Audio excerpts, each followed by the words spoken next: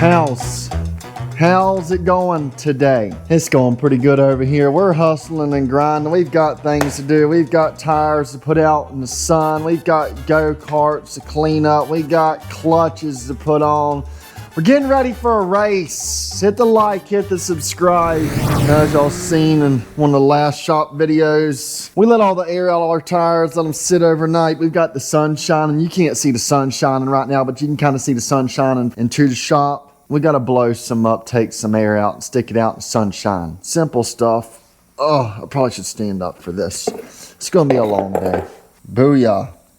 It's actually good. Hopefully every tire will be pretty freaking close. Like I said in the past, when I mount a brand new tire, typically blow it up to 40 pounds, let it sit for a few days on the right sides. Left sides I typically just leave where they're at. After you drop all 40 pounds out of it, look at there, sitting dead nuts on 34. You can't ask for a better situation there. And as always, once I get done running a tire, I'll typically blow her up about 15 PSI. I don't know what PSI stands for. Perfectly strategic integrated. That's what it means.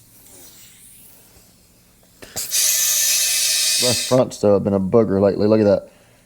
It's an eighth over. About the best thing you can do when a tire is too big is pretty much just pull your core out, set it out in the sun, and monitor it.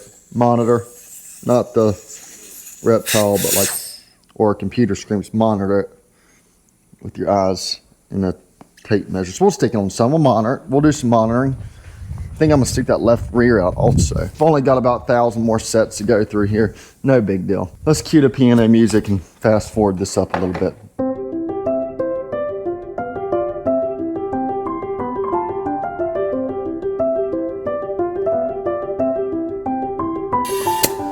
What's everybody doing for Stagger these days? I've always lived by the rule of thumb, inch in the back, inch and a half in the front, but I have had a lot of people tell me lately that they're running over an inch in the rear. Now, give or take, I've ran anything from 7/8 to an inch and an eighth. Not very much inch and an eighth, but I have ran it. But I've had people even tell me lately they're running like an inch and a quarter in the rear. Oh my gosh, this thing is huge. Are these chassis having harder times rotating these day and time? Kind of seems that way to me compared to the good old days. Has anybody played with lead in the rear axle? You know, where you rotate the axle, put a little lead in to help it turn? I used to do that back in the day and always had a lot of luck with the older Prowlers and stuff like that. If my problem continued on the Premier, I have thought about doing it on the old Premier as well. What's your thoughts? Anybody put lead in the rear axle? What have you? Tell us now, would you?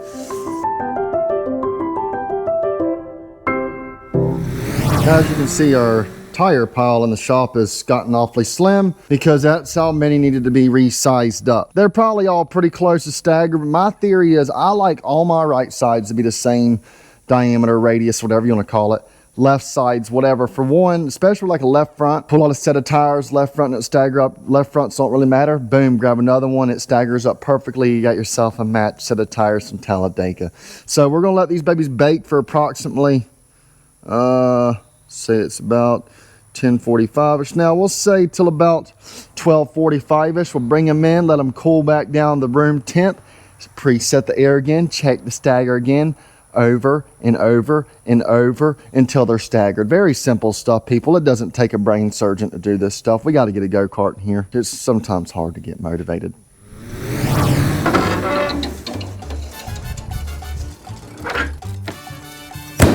Caterpillar, caterpillar, caterpillar, caterpillar. Oh, come on. Senorita. Oh, dang, Louise. About did a backflip. See, the Mexican culture is a beautiful culture. I don't know what that has to do with anything, but I sometimes considered moving to Mexico. Not just throwing that out there. I love a quesadilla. Time to wash some carts around here.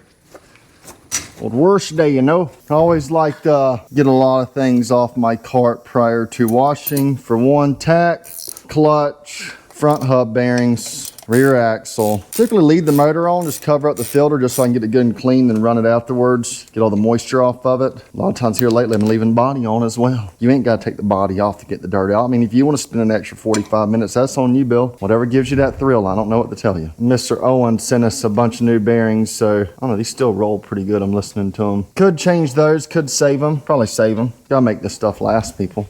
Times are hard. Leave all the fuel stuff hooked up because I'm gonna leave the motor on, but we got to get that filter off. I don't know what you call these things. I'm assuming like a pipe plug. I can try to give you a measurement. So a 2.5 inch pipe plug. It works perfect for where your filter goes on the cart. You don't obviously want to wash it with the filter on because obviously water would get through into your engine and blow up your combustion chamber. More or less just going to loosen the motor mount enough just to get my clutch off there. You're probably wondering why we don't have the A&M fiberglass body on right now. That's because Kevin of the Craig's, he's painting our green one. He should have it done soon. And A&M is sending us another body. That way both the carts will have a fresh A&M fiberglass body on it. Best looking bodies at the Speedway. Strongest bodies at the Speedway. Most precise made bodies at the Speedway. You can differ. I wouldn't. Be a lot cooler if you just went with the A&M fiberglass and made sure you told them, hey, you support our guy down there, we're going to support you up here. Send us some cheese, please. I'd say I had that one over tight. That noise you hear, that is threads getting stretched inside the aluminum block. So anytime you're tightening up your engine and you start hearing that, you are stretching threads, not on the bolt, but on the block itself. If you are using a stainless bolt, you've really got to go back and forth, back and forth, back and forth, because these will back out on you, okay? I've noticed they back out a lot easier than just a regular carbon steel grade whatever bolt. But they don't rust and they look super cool, especially if someone's looking underneath your cart. You want them to see the stainless bolts, okay? I do like how karting now is so easy to get your axle out. Back in the day when I first started, they didn't have these fancy mounts where you can just take the top half off, pull the bearing and axle out, bearing you're done. Used to, it was, you know, there wasn't that. That's what I'm saying. I don't know who the first person to do it was. I'm pretty sure it was Infinity was the first person that started doing this. I could be wrong. If you know the source, let us know, please. Not that it has any relevance to anything, but it is kind of cool to know this historical things. Other than this little simple thing right here, I would say in the past 15 years, there hasn't been much changes in a go-kart frame. You hear that a lot. Karts get faster every year. Bullshit. I mean, I run a V2 Premier, and I'll be honest with you, if I was buying a new kart, going off the stats and everything I've seen on the interwebs, I believe I would buy another V2 over a V3. I just don't think it's a good idea to get any new kart right out the gate because they haven't perfected it yet. They say, oh, we've tested. Well, you've tested with the best, Bill. Okay? You've had the Chase Williamsons in it. You've had all these engineers at the track doing all this data stuff. You ain't checked with cornbreader like myself. That's who needs to be checking these things, cornbreaders. Because if you can make a cornbreader get around the track, you can make anybody get around the track. This side here, look at that, still rolls good. I've never took these bearings apart. I think they got like 3 races on them now. Last thing you want to do is get water in them puppies. Let's clutch off. One of these days we'll do an episode on a clutch. Not so much on building a clutch, but how to properly put your clutch on the engine. I think there's a lot of people that just bolt these things on there, have no clue just from not knowing. Whenever you bolt these clutches on there, you'll see I've actually got a washer going in that fits directly in there. And it'll be different, you know, per however you got things mounted on your cart. But mine particularly, you don't want this thing to just tighten down on this where you can't go back and forth on the crank whatsoever. I can't give you the exact reasons why you don't want to do that. I just know you don't want to do that. So you always want to give yourself washers where you can, it ain't got to be much, but you want just a slight bit of play. You do not want this bolt just tight on it. You want to have it where it bottoms out on the crank before it tightens up to the clutch itself. If you know why you need to do that, let us know, because I'd love to be able to explain to the people. We're all on the same team here, people, okay? Let's not have much differences, please. Boom. Now, theoretically, we should be good to wash the cart. Thank goodness, because she is a dirty gal.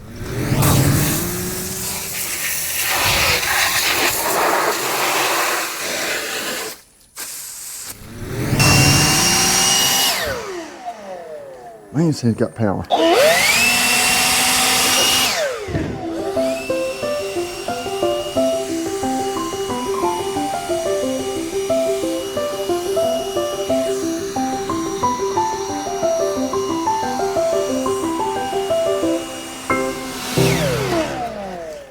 It is very critical, especially if you want to keep your prized possession looking new as possible, to make sure you always dry it off immediately after washing. I like to use a dry lube. I usually use like a Magic dry lube, which is like for fishing rods and stuff, but I found this at Harbor Freight, WD-4 Tie Specialist Dry Lube, and it's also got the PTEE or PTFE, whatever the hell that is. So I go around, spray all my heims, anything that's moving with this, and it just gives it a nice dry lubricant film on it. You know, first time trying the WD-40. I spray my washers and everything with this stuff. Even any kind of bolt head, stuff like that, just because help prevent rusting. Doesn't take long to get a bunch of rusty bolts accumulated on one of these things. Unless you got a shitload of money and you can afford to do every freaking bolt in stainless. You're going to have rusty bolts. That's just all there is to it. We're good and clean, good and lubed up. We're doing great things. That's all I'm saying. We're doing great things here. Glad to have y'all on board. Sometimes you miss a few spots. You got to resort to the old yeller. Old yeller. Looks mighty fine. I can't preach enough to how important it is to flush your karting engines. After every time I race, whether I'm racing the next week or not, I always will flush my fuel. I know I've showed y'all before, some 50-to-1 2-cycle mix. All that does is gets all that nasty ass gas out there, gets everything kind of lubed up in the carb, all that good stuff, and just keeps you from having carb issues. Last thing you want to do is have some freaking carburetor issues at the track. I've been there. It's no fun. Nobody enjoys carburetor issues. It's not rocket science, and that's why we flush them out. Oh, damn. Pinch that one out. We'll run out of fuel at some point soon.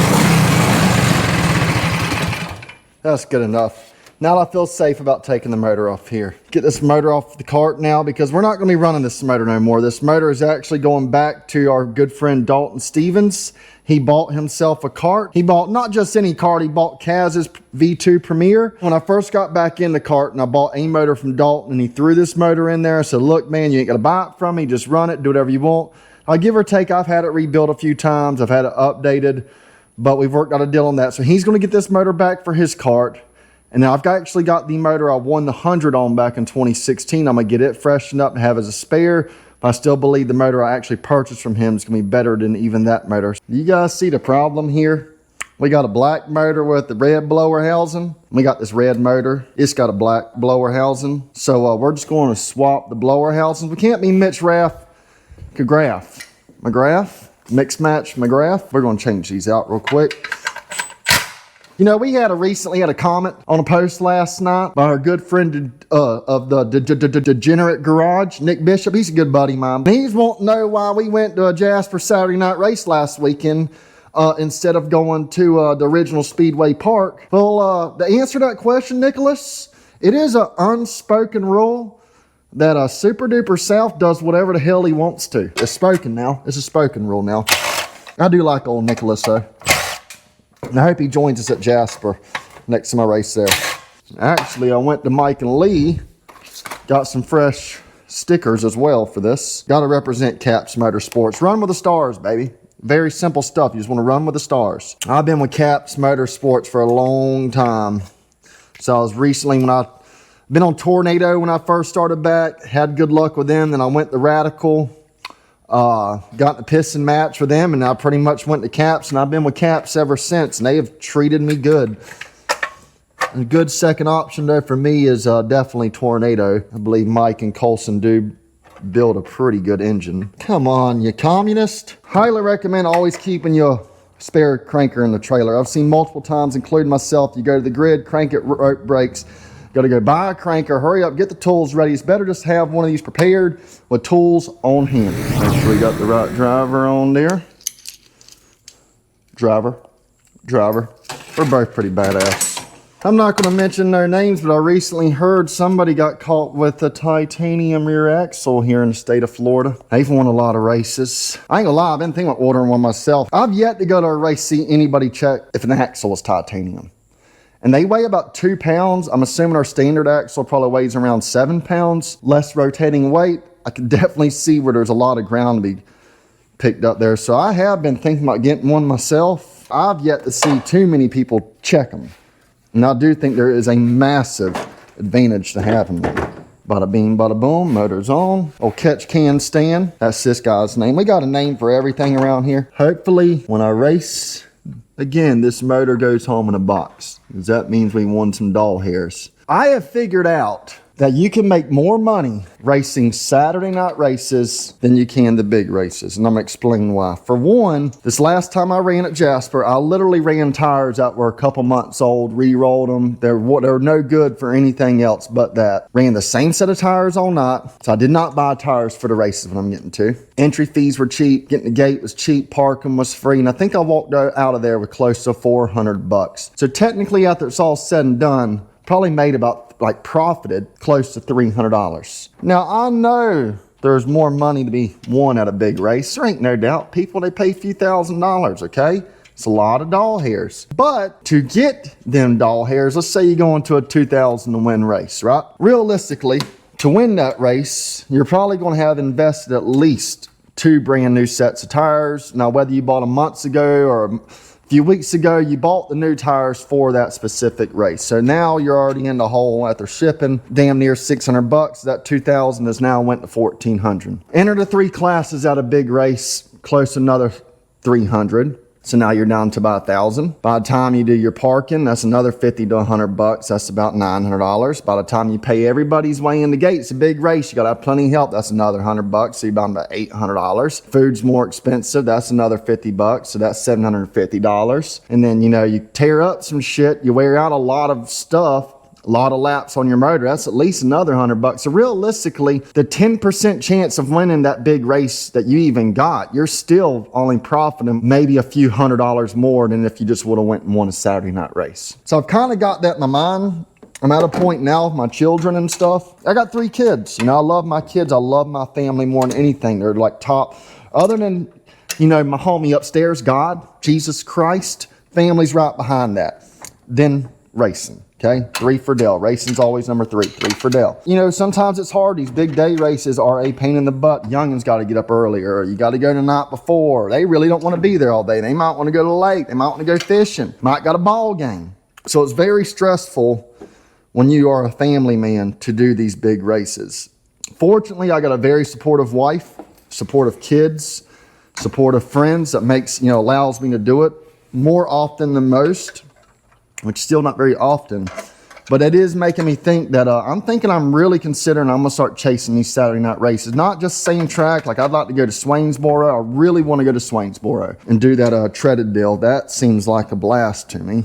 Callahan's got some good Reaper Saturday night stuff. I will run a Reaper happily. I've ran them once and enjoyed them. Jasper's got some good Saturday night stuff going on. You got High Rev's got some cool Saturday night stuff. There's plenty of Saturday night racings when I'm getting to. And anymore, it seems like you go to a big day race, especially this far into the season, there might be 20 karts in Pro Heavy, right? A good Saturday night race is going to have 15, 20 karts. So it's still a good, amount of competition and good racing, not just a 3-kart race. So I'm definitely leaning that way. If there's any good Saturday night tracks y'all know of, let me know. Now, Wilson Family Motorsports has mentioned one to me. I can't exactly think of the name of it right off the top of my head. I plan on going there too at some point. But we are definitely going to continue to run the big race as well. But I'm definitely leaning towards more Saturday night racing. Motor's on, I'll throw some oil in her, get her tuned up, get her geared up. As always, I just want to tell each and every one of y'all, I appreciate y'all. Appreciate y'all tuning in, watching my stuff, all the support I get. All the negative energy, people, I appreciate that too. There's no such thing as bad publicity, period. Okay, just throwing that out there. There's no such thing. So I do appreciate that too. If you haven't already, hit that like, hit that subscribe. Do something with yourself today. Make a move forward. Work hard. Get right with your soul. And I appreciate y'all. I want to thank all our supporters, A&M Fiberglass, Lake Area Small Engine, Melrose, Florida, Kevin of the Corregs, Convict Dart, Shantytown Hot Rods, Tornado Racing Engines, Mike Pageant, Colson Pageant, supporting us, giving us a ride and limited stuff and stuff like that. And also our friend Kaz, he kind of made a donation recently, kind of throw a little support to the team. And then also our big friends at Kart Custom Designs for dropping some product. God bless, peace. I got to get this trailer loaded up. Beat it, scram, tired of looking at you.